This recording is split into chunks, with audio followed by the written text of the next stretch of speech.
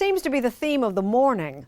Everything we have to do with, look, if we finally beat Medicare. For Democrats, Thursday night's debate was a nightmare. I'm going to continue to move until we get the total ban on the total initiative relative to what we're going to do with more Border Patrol and more asylum officers. President Trump? I really don't know what he said at the end of that sentence. I don't think he knows what he said either. President Joe Biden's performance at the Atlanta face-off, viewed by more than 50 million, sparked a panic, with a flurry of editorials and commentators pleading with 81-year-old Biden to drop out. It's kind of a DEFCON 1 moment. I do think people feel like that we are confronting a crisis.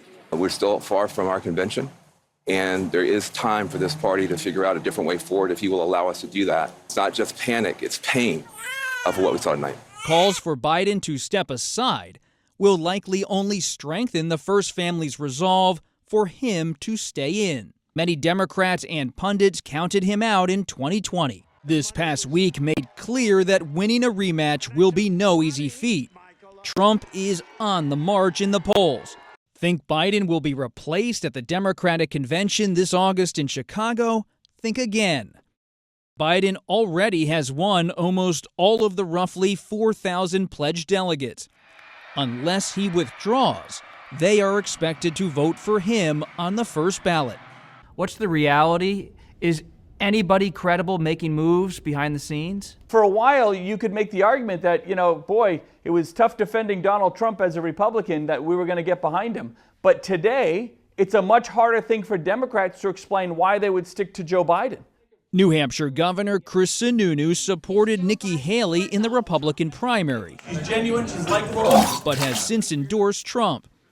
Trump has his critics and his challenges, including a sentencing date in July for his criminal conviction in New York.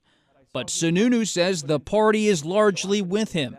And after this past week's debate, they are feeling better than ever. So you don't see any Democrat trying to make a play against Biden?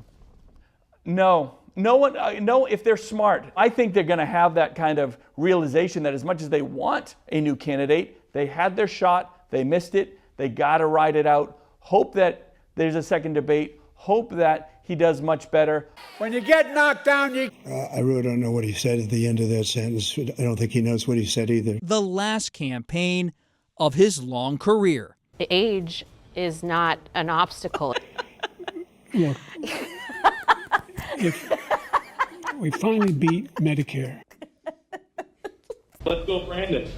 Let's go, Brandon. I agree.